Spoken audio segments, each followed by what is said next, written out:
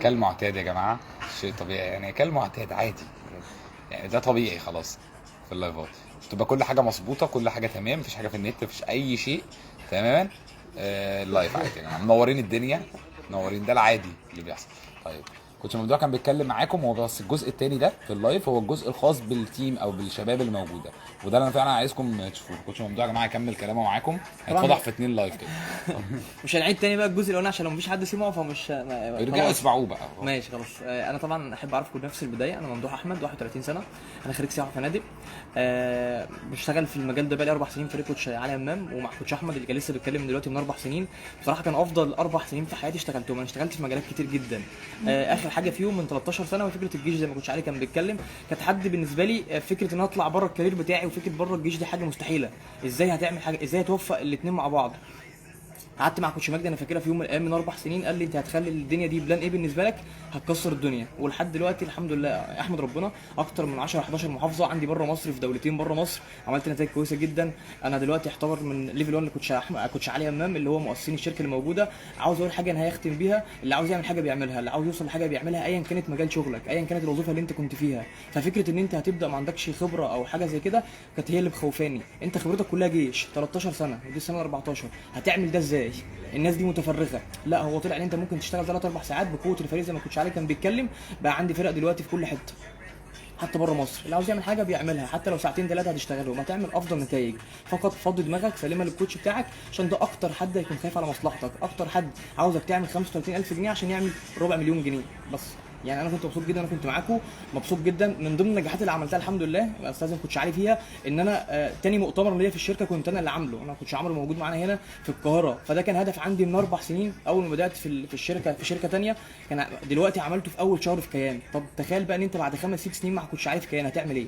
هطلع بره مصر اعمل مؤتمرات بره مصر، دي اقل حاجه تابعونا هعملها. هتعرفوا فول قص. حبيبي يا كوتش عمرو. طيب معاكم كوتش عمرو يا جماعه. السلام عليكم، ازيكم يا شباب؟ عاملين ازاي حالكم؟ يا رب ان شاء الله تكونوا بخير. اولا انا شغال اصلا بعيد عن المجال ده اساسا. انا اصلا لما بدات البيزنس دوت انا اصلا تاجر ورق، وعندي التجاره بتاعتي، وما كنتش اعرف حاجه عن اي مجال اونلاين خالص بصراحه. والله اللي فعلا ان انا عايز انصحك بيه هي حاجه واحده بس، ان انت النهارده ما تسمعش كلام حد. بجد اسمع لكلام نفسك، لان انت اللي هتجرب وانت اللي هتعمل كل حاجه. ومفيش حد بجد اللي بيسمع لكلام الناس لا هيودي، كلام الناس لا هيودي ولا يجيب. ركز جدا في اللي انت بس عايز توصل له، وصدقني النجاحات اللي انت بتشوفها دي كلها بشكل عام دي نجاحات من خبرات الناس اللي سبقتك قبل كده، مش اكتر من كده. صدق في نفسك ان انت تقدر توصل. بس كنتش عارف.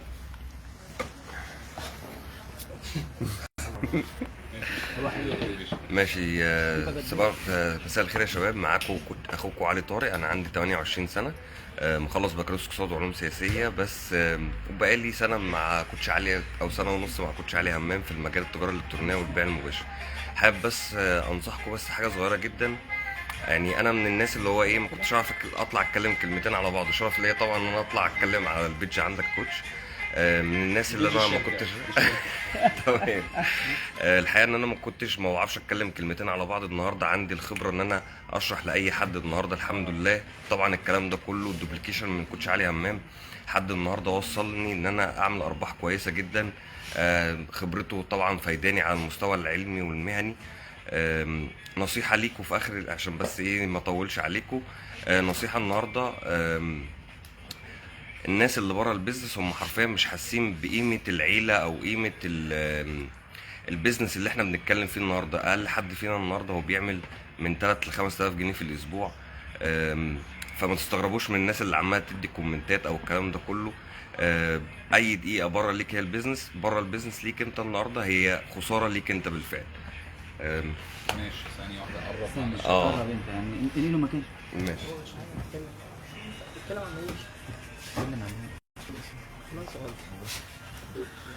السلام عليكم يا شباب، عاملين ايه؟ اخباركم؟ معاكم محمد هاشم من القاهره. طبعا انا شغال في الوظيفه. عمري ما كنت اتخيل اساسا ان انا هشتغل في بيزنس اونلاين، بس الظروف بقى والاسعار والتضخم في الاسعار والكورونا والحاجات دي كلها فعلا خلت الناس كلها تتجه الاونلاين. فخلاص بقى فرض امر واقع ان انت كده كده تتجه اونلاين، سواء النهارده انت اشتغلت او ما اشتغلتش كده كده هتروح له. فتروح له دلوقتي احسن ولا تروح له بعد كده وما تلاقيش فرصه ليك وسط الناس ديت؟ فدلوقتي الفرص فعلا متاحه وموجوده للناس كلها. انما انت بعد كده مش هتلاقي الفرصه دي، هتلاقي الناس كلها ايه سبقتك، يعني يعتبر كده كلت التورته وانت واقف بس بتسقف لهم بتتفرج عليهم. فنصيحه منه ليك، واستغلوا الفرص في اقرب وقت، ودي نصيحه لاي حد فعلا عايز يطور من نفسه وعايز يغير من حياته، ودي نصيحه فعلا يعني الواحد يكتسبها بالنسبه دوت. شكرا. زي يا استاذ هاشم ثواني، زي يا استاذ احمد، فاكر زمان لما كان ايام جدنا وجدي كان في حته ارض في المكان الفلاني بسعر كده تمام. وبتاع. بيبقى هو في نفس مجال رؤية، التجارة بيبقى في الإلكترونية رؤية لما كان للناس كام دي. سنة. وهو نفس كده النهارده امازون دخل حاجه اسمها افيليت ماركتنج، بيعمل خلال الفئات التسويقيه. في ناس ما تمام. عندهاش لسه المعلومه دي، امازون دخلها، ما بقاش بس موقع بيبيع عادي، لكن بيعمل خلال الفئات التسويقيه. فكمان كام سنه المجال هيختلف تماما. طيب تيجي فين؟ اتفضل.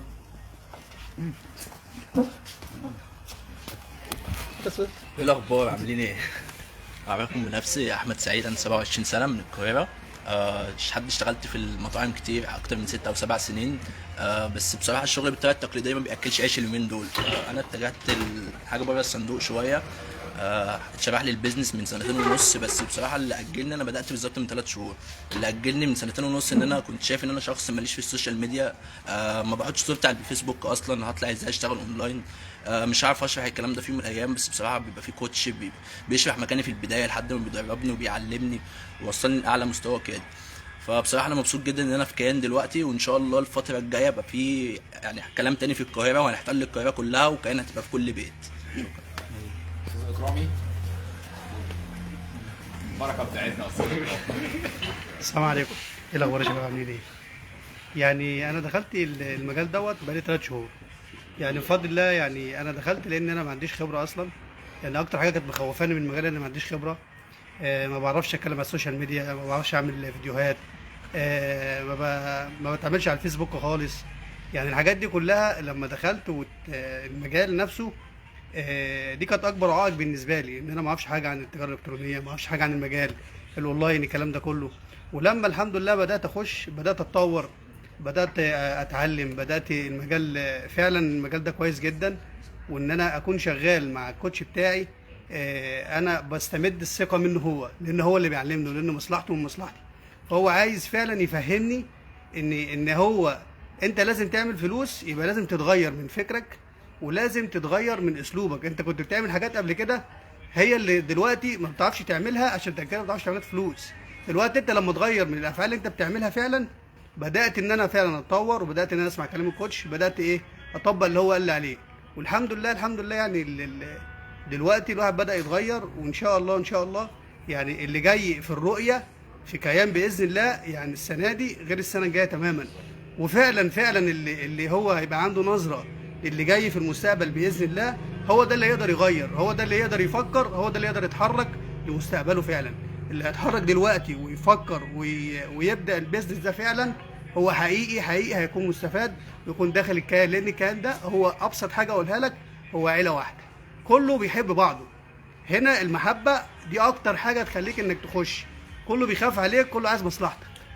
فان شاء الله انصحكم يا شباب، اللي كان خايف زي كده يبدا ياخد الخطوه ان شاء الله، ويكون خطوه ان شاء الله يعني هي يكون حاجه تفيده في مستقبله، ويقدر يعمل حاجه لحياته. ومعاكم كوتش احمد معاكم. نصيحه سريعه. طيب انا احمد صبحي فكري من البحيره، عندي 19 سنه ولسه داخل مجال التجاره الالكترونيه جديد يعني. فطبعا دي حاجه يعني ثواني بس، اه. انت بادئ النهارده؟ ايوه طبعا، ده اول يوم ليا النهارده طبعا. لسه حد جديد يا جماعه، يعني مثلا ايه الموضوع؟ ايوه خليك تمسك كده. يعني هو لسه يا جماعه شخص جديد يا جماعه، احنا ما قلناش لاي حد من الناس دي، هو مش عارف هو هيتكلم في ايه. احنا ما نعرفش الناس دي كانت انا قلت لكم يا جماعه في حد هيتكلم في ايه. كل واحد بيتكلم عن التجربه. يعني استاذ اكرام اتكلم دلوقتي عن فكره ان هو حد كان بيخايف جدا، هو اتكلم انا كنت خايف، بس اتعامل مع الخوف بتاعه. فطبيعي ان اي حد يكون بيتفرج علينا او بيشوفنا او بيشوف بزنس جديد او حاجه جديده عموما، مش احنا بس او كاونلاين، طبيعي انه يبقى عنده تخوفات في الاول، ده شيء طبيعي. لكن اللي مش طبيعي ان انت تقف عنده، هذه النقطه. فالنهارده احمد هو حد يعتبر لسه بادئ كاول يوم. قول بدات في ايه، كنت حاسس بايه في الاول، يعني الدنيا مشت ازاي؟ طبعا زي غيري، اي حد كان بيبدا في الاول كان بيبقى عنده عقبات كتيره جدا. هو موضوع الاهل، وموضوع ان انا مثلا في مبلغ معين عايز احققه عشان ابدا ادخل في البيزنس، طبعا دي كلها عقبات. والحمد لله انا بعد ما سمعت فكره البيزنس وبعد ما قعدت مع كوتشز من الناس الكبيره يعني، وسمعت فكره البيزنس، لا انا لازم احقق المبلغ ده عشان اقدر ادخل في المجال دوت، عشان طبعا دي فرصه ولو ما استغلتهاش طبعا هيضيع عليا فرصه كبيره جدا. وطبعا انا لما يعني زي ما قلت لكم انا اول يوم ليا في البيزنس، فيعني طبعا طبعا من اول يوم الفكري اختلف جدا عما كنت مثلا الكلام اللي انا سمعته قبل كده عن مجال التجاره الالكترونيه. فانا انصح اي حد ان هو يدخل في المجال دوت، وكل دقيقه انت بتضيعها بره المجال ده انت مضيع عليك فرصه كبيره جدا. استغل الفرصه من دلوقتي لان ده مجال كبير جدا والارباح فيه ما شاء الله. ابراهيم تعالى. السلام عليكم يا شباب، رب تكونوا بخير كلكم. انا اسمي ابراهيم حسين من الجيزه، عندي 17 سنه.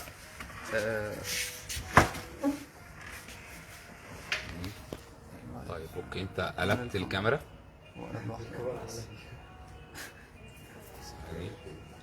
بس الكاميرا امرك تمام. عندي 17 سنه، انا طالب في ثانويه عامه، ودي رساله للطلبه ان انت تقدر تبدا البيزنس ده وانت طالب. وكان عندي امتحان الصبح، حتى انا جاي امتحان علينا عشان احضر ميتنج مع الكوتش علي، كنا لسه مخلصينه من شويه. حاجه بسيطه بس عايز اقولها، ايه اللي خلاني ابدا المجال ده؟ طبعا ناس كتير بتبدا عشان الفلوس، بس انا كنت بادئ عشان حاجه معينه، اللي انا بره ما كنتش لاقي ناس كتير بتفكر بنفس الطريقه اللي انا بفكر فيها. هنا لقيت الحته دي، لقيت ان كل الناس بتفكر بطريقه واحده، كل الناس عايز تعمل فلوس، كل الناس ايجابيه. بره كنت اي حد بتعامل معاه طريقته سلبيه جدا، دايما شايف نص الكوبايه الفاضي، محدش كان بيبص لنص الكوبايه المليان. هنا لقيت الحته دي، واللي انا عايز اقوله لو انت بتدور على الحته دي فانت هتلاقيها هنا في البيزنس بتاعنا. بس يا جماعه انتوا واخدين بالكم بس التوليفه اللي موجوده؟ يعني حد فاهم استاذ اكرامي عن استاذ احمد عن 17 سنه طالب، عن عمرو طلعت، عن يعني مش عمرو طلعت، انتوا فاهمين الموضوع؟ انا كلنا مش شبه بعض، وكلنا بدانا البيزنس، وكلنا مختلفين، ونجاحاتنا مختلفه، ارقامنا مختلفه. يعني هتلاقوا ان في كل شخص اعماره في البيزنس مختلف، فدي حاجه لازم كل واحد يركز فيها ويبقى فاهمها صح. مساء الخير يا شباب، معكم كوتش يوسف عمار. انا طبعا عندي 20 سنه، بدرس في كليه حقوق. طبعا لما اتعرض عليا البيزنس في الاول قلت ده نصب، وطبعا جالي كل الافكار اللي جات لكم، وكمان الكلام السلبي اثر فيا في الاول، وخصوصا من اهلي. بس انا كنت شايف ان في مجال الاونلاين اصلا يعني هو الرؤيه الجايه. انا كنت بشتغل في محل ملابس 12 ساعه، فما كانش بيكفيني اللي هو مصاريف الجامعه. كمان انا حكم مش عايز حد يحكمني، مش عايز مدير عليا، فعايز حاجه انا اللي ابداها بنفسي مثلا، وانا اللي انطلق بيها واعمل منها ارباح. والتارجت بتاع المجال التجاره الالكترونيه ملوش سقف معين، ممكن اي حد يتخطاه عادي. تمام. فانا لما اتعرض عليا البيزنس قعدت 6 شهور ما ابداش فيه، وشايف ناس بتعمل ارقام. طب انا لو كنت بدات من 6 شهور كان زماني معدي الناس دي من كتير. فانا مش عايزك تخاف، عايزك تبدا وانطلق عادي. ممكن تقول عادي للناس في الست شهور ممكن تعمل ايه؟ اكيد بتتابع. انا كنت بتابع واشوف ناس، واشوف مؤتمرات، واشوف قصص ناجحه، ناس انا اول مره اشوفها، وكل مره بشوف شخص مختلف عن اللي قبله. بس كده يعني شفت الجزء ده، في ايه تاني اجزاء تاني شفتها؟ في ايه بالظبط؟ يعني شفت ايه بقى الناس اللي ممكن تتكلم عن البيزنس؟ انا شفت كذا شركه، شفت شركات كتير، وكل مره بلاقي يعني نسبه المصداقيه في كل شركه بتختلف عن اللي قبلها. فانا لما لقيت كيان، لقيت فيها المصداقيه كامله 100%. لما دخلت جوه كيان لقيت حاجه مختلفه نهائي، لقيت المصلحه المتبادله، يعني دي حاجه كويسه جدا مش لاقيها في الشركات التانية عامه. اخر حد معانا يا جماعه، اخر حد معانا الشاب الجميل اللذيذ اللي يعني طبعا تعب معانا في اللايف ده بصراحه. اعرفكم بنفسي، مساء الخير. معاكم كوتش عمر نصر من اسكندريه، وانا حاليا موجود هنا في تيم القاهره. يعني ما ينفعش يبقى كام الكوتشز الكبار دول موجودين هنا وانا طالب في كليه تجاره جامعه الازهر تمام في القاهره، وافوت يوم زي ده وتدريب زي ده ولايف جامد زي ده تمام. مبدئيا انا بدات ازاي؟ بدات ان انا شاب طموح، زي اي شاب عادي طبيعي، عنده احتياجات، عنده التزامات، عنده حاجات عاوز يحققها في حياته، ودي تحط خط تحت دي احتياجات الشاب الطبيعي، الشاب المصري الطبيعي تمام. زي ما كوتش مجدي قال في الجزء الاول، فلما عمل حسبه صغيره زي دي، ان هو مثلا احتياج كل شاب مننا مش اقل من 17 سنه في الشغل التقليدي والوظائف اللي بره. فلما لقيت الارباح ولقيت الارقام دي كلها، ودي ارقام طبيعيه موجوده في البيزنس وتتحقق طبيعي، فلا ما فيش فرصه، حرفيا ما فيش فرصه موجوده تقدر تحقق لي الكلام ده كله غير شركه كيان. فما ترددتش لحظه. قابلت صعوبات، قابلت كلام سلبي، وده كان كلام يعني بالنسبه لي، بالنسبه لطموحي كان كلام صفر على الشمال، ما كنتش مهتم بيه جدا. كان كل همي ان انا فعلا احقق اللي انا عايزه، احقق التارجت بتاعتي، لان دي كانت حاجه حازه في نفسي قوي.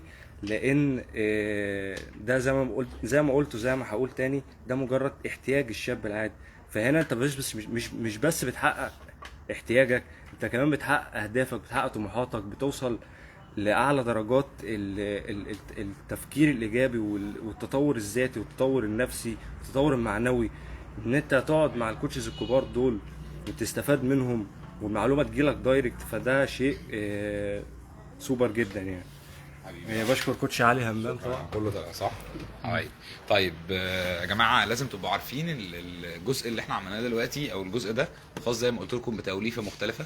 بزنس فيه مختلف، ناس كتير جدا كلهم بداوا مختلفين في العمر وفي الخبرات بتاعتهم.